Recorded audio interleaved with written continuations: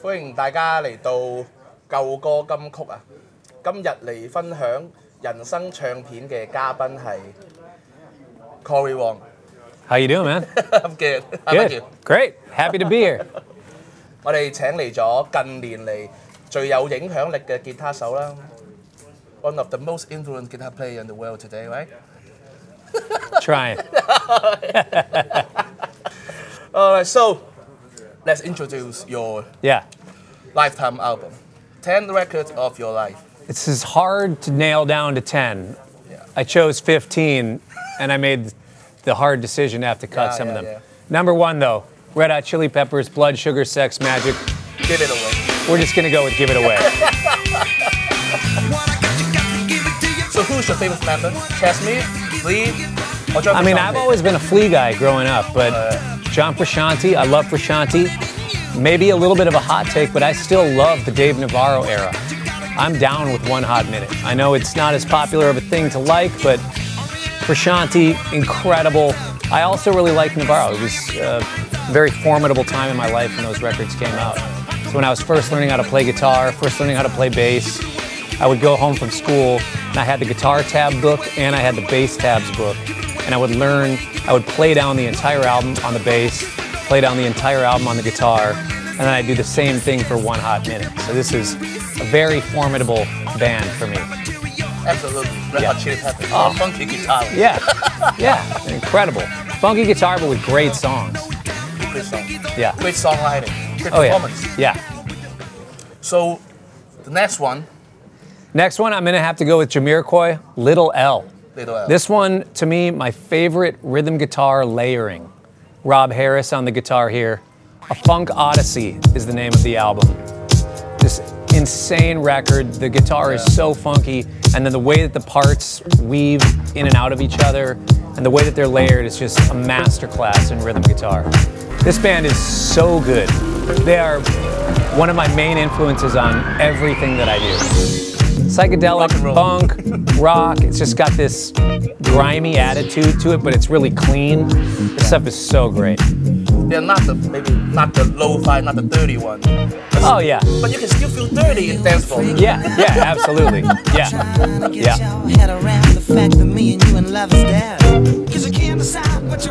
Iconic voice too. And insane bass line. Oh yeah. They've always had great bass players. Incredible bass players. And percussionists too. Yeah. String arrangements, the horns, it's so good. I feel the main influence on you. Oh, huge. It's one of my biggest influences. In production, in writing, in the way I play guitar. Yeah, it's such well-produced, mixed music. I love it. The first song I've listened to them would be Space Cowboys. Oh yeah. Yeah. In the 90s. Yeah.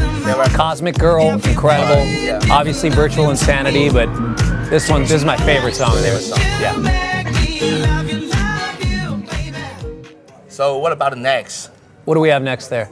I don't remember. Oh yeah. I don't remember which one I put next. Next one, I gotta go Weezer, Blue Album. Wow. This one was it for me.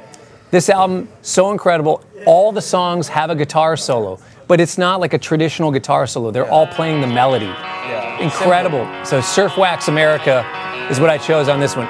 Very hard. I basically could just throw a dart at this entire album. Any of them would be my choice, but this one, just a great tune. Feels good. And they got maybe the main influence on the teenagers now. Oh yeah.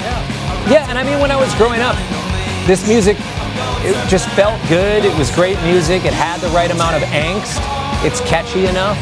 And easy enough to play. Yeah. Jam, to practice in the band. Yeah. But not too easy. That's how they great. Yeah, deceptively hard in certain things. And obviously we have a certain nostalgia for the music that we grew up with. I mean, I remember buying this record when it came out. I was just a little kid and I saw the videos on MTV and I had to go get the CD for this. Yeah. So which would be your favorite part of this song? Just the songwriting. The melody and the chords. It's just I love the songwriting of this. Yeah, it's great. And the guitar part, the arpeggiated guitar part is really cool. Yeah. They always use the arpeggio. Yeah, nice blend between clean guitar tones, big, heavy guitar tones too. Yeah. Yeah, it's fun. The power pop have power. Oh yeah, yeah. So what about next? Another one, very formidable. The first CD I ever bought when I was a kid, Alanis Morissette, Jagged Little Pill. Legendary. Alanis Morissette. Insane album. Just so much energy in this album, and I love the musicianship on it, the writing, the production. It's really cool. A lot of the writing and the chords are more complex than it may seem on the surface level. Also, Flea on bass. This is Flea on the bass on this tune. Taylor Hawkins on the drums? I don't know if Taylor played on this particular song. Because I remember before Foo Fighters. Yeah, Taylor was playing in the live band for sure. I don't know if he played on the album, but I know he played in the live band and on that tour. And I actually heard I don't know how true it is, I heard the story of them recording this, that Flea went in and recorded his bass, and something got weird with the ADAT machine when they were doing the timing. And when they listened, like when they came back to the studio later, the stuff wasn't lining up. Somebody screwed up and they had to like adjust something. Which, in the 90s. I don't know. Somebody might have gotten fired over that one, but I don't know how true that story is. But this track is so great. And I remember watching the Woodstock performance of hers live on TV at home. Incredible. And she also influenced some Asian singer-songwriters. Yeah? Like who? Like Hong Nam in Hong Kong. Yeah. Soda Green in Taiwan. Yeah. Cool. Maybe Sheena Lingo in Japan. Yeah. I'll have to check them out. I grew up in Minneapolis. Yeah. Part of my whole schooling was the Minneapolis Funk School, so of course I had to do Prince. Yeah. And a lot of people know Prince for his lead guitar playing. Like, he's an amazing lead guitar player, but he is such a funky rhythm guitar player. His rhythm guitar, to me, is the absolute elite. And yeah, I mean, you listen to the way that I play, it's so heavily influenced by the way that Prince plays. Really direct, dry, clean guitar tone. It's incredible. And Dirty Dancing. Oh yeah. Yeah. It's just so funky and it's raw. It's clean, it's in your face, it's great. And you know, again, growing up in Minnesota, you know, he lived just down the road, you know, so it was just part of what you had to know growing up in Minneapolis in the funk scene. You've been listening to it 1,000 times, right? So how about now? How do you feel when you listen to Prince? This makes me want to groove. Yeah. I mean, I think that's where it all started, is that it feels good, makes you want to dance, and then I studied the music of it. You dive into all the details, and then eventually you just come back to just wanting to groove. Yeah. Now it's just internalized. Yeah, it's great too. Honestly, a little more simple production than a lot of people think as well. Yeah. Brilliant production. Another record of his, the Batman album, super funky, especially for a soundtrack. It's insane. But this era of Prince, it's that raw, clean DI guitar tone, so good. So then when I got to college, I started studying jazz a lot more. And I was super into the jazz fusion stuff. Like, my dad had a big record collection at home, and I started playing music by playing the bass. And I liked bands with great bass players. Chili Peppers, Primus, Green Day. A lot of these bands where the bass, you have to be good to play it. And my dad said, get a load of Jaco Pastorius. Let me show you this guy. And he got me hip to Weather Report and this sort of thing where the bass is the melody. You know, this is an interesting tune because a lot of people think of the bass as just something in the back to hold the foundation. But this flips it all the way around. It makes the bass the melody. It's this kind of through-composed melody, very complex, but very much a hook. You know, so this sort of stuff is something I studied a lot in college and just love this music. And was also a big influence on the Wolfpack tune Deantown, of course. Yeah. Jaco, man. One of a kind. Yeah, it's like there was bass before Jaco and there was bass after Jaco. You know, that's the classic saying. And it really is true. He changed bass forever.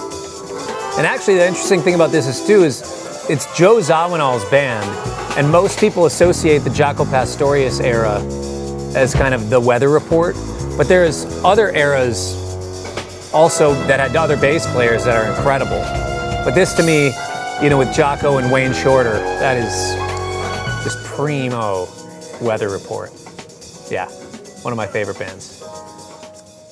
So the next one, I'm gonna go with Keith Jarrett, The Colne Concert, a legendary live recording, improvised music by Keith Jarrett, solo piano.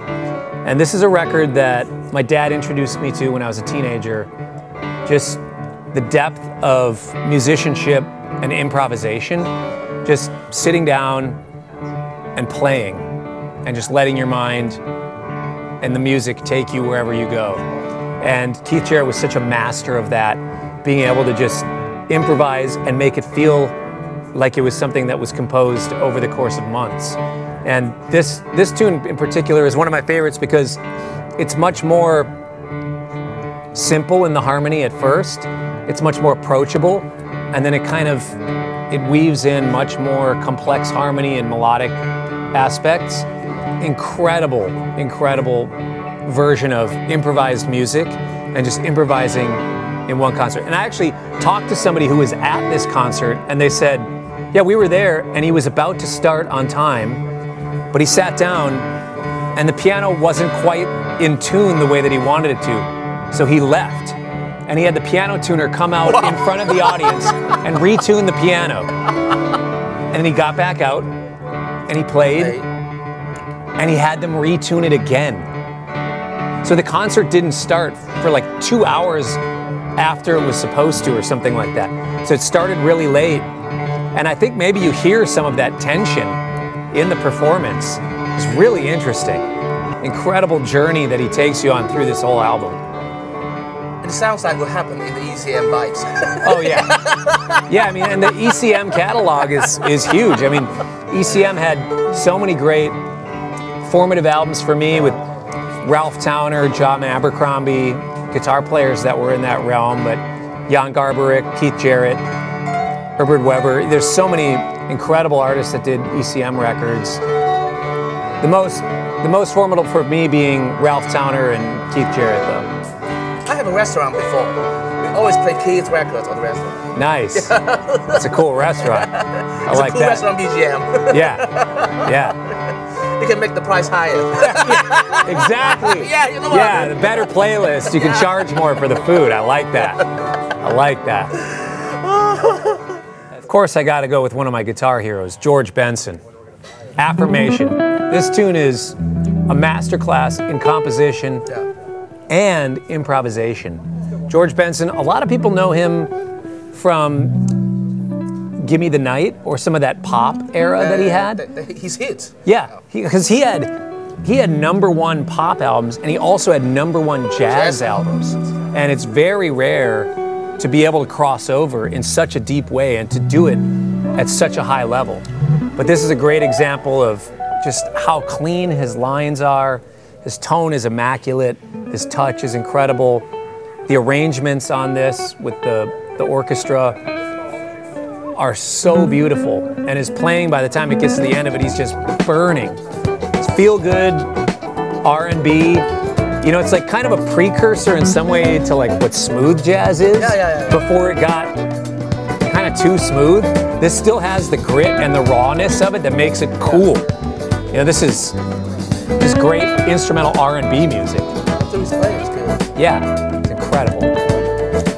So in your smooth jazz set, I mean, it got so many influences. Yeah, I mean, again, I just consider myself instrumental funk with some R&B twist. I think a lot of people associate instrumental funk or instrumental R&B with smooth jazz, which it's really not. Smooth jazz kind of has that, but it's got a little too much sheen. It's a little too clean or something, you know? So it's, I really don't like most smooth jazz, but you instrumental love the raw power on stage. Yeah, I love that feeling. The passion that you Yeah, which I think a lot of that stuff is just missing. This, incredible. One of the other bands I loved all through college and when I was a teenager was Dave Matthews Band. So they're a band known for jamming, a lot of improvisation, but they do it after playing a great song. So Dave has hit songs that were on the radio, but then they also will improvise on these tunes for 10, 15 minutes, kind of in the Grateful Dead tradition in a little bit, but it's much more about the songwriting and then the improvisations. They're woven together, but they're different in their own way. And what that creates is wonderful moments in live shows. So I chose version live from Chicago because this one has so many great improvisations on it. And one of my heroes playing bass, Victor Wooten. So this has one of my favorite solos of all time, Victor Wooten. If you can't tell by this list of songs already, I love great bass players. So great song, wonderful performance of a live show where you get that live energy, but also incredible musicianship with the improvisations on it. And his band is still killing it now. They're still out there doing it, still writing great songs, performing as good as ever. It's really cool. It's inspiring. They did a lot of albums. A lot of albums. And a ton of live albums, which is cool. Yeah.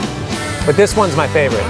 Because on this album, you know, Victor Wooten is a special guest. Maceo Parker is a special guest. There's so many great guests on this one. So who would be your favorite session bass player? Session bass player? You're jamming with? Maybe not session player. My favorite bass player I've ever played with is Victor Wooten. All right. Not Yeah. Joe Dart, right? I mean, Joe Dart, yeah, he's great too. Joe, I mean, we have two bands together, but Vic, to me, it's just special because he was such an influence on me growing up. He's one of my heroes. And then, you know, they say don't meet your heroes, but that's totally not the case with Victor. He's too good at education. Yeah, he's such a sweet guy. He's very spiritual. He's very deep. He's very connected to the music. He draws things out of you in a different way. So because of, a lot of people know him as somebody who's very virtuosic on the instrument, which he is. He also can just lay down the groove when he needs to. So Vic, to me, is just a really special person. Speaking of Victor Wooten and great bass playing, the next one would be Stomping Grounds by Bela Fleck and the Flecktones. This version being on Live Art. Two albums for me with Bela Fleck and the Flecktones, Live at the Quick and Live Art. It's a unique ensemble where it's a banjo, a virtuosic bluegrass banjo player, a virtuosic bass player. You have, at different points in the band's career, Howard Levy, who played harmonica and piano, or Jeff Coffin on saxophones and other horns. And then Future Man playing kind of like a synth drum thing with cymbals and stuff.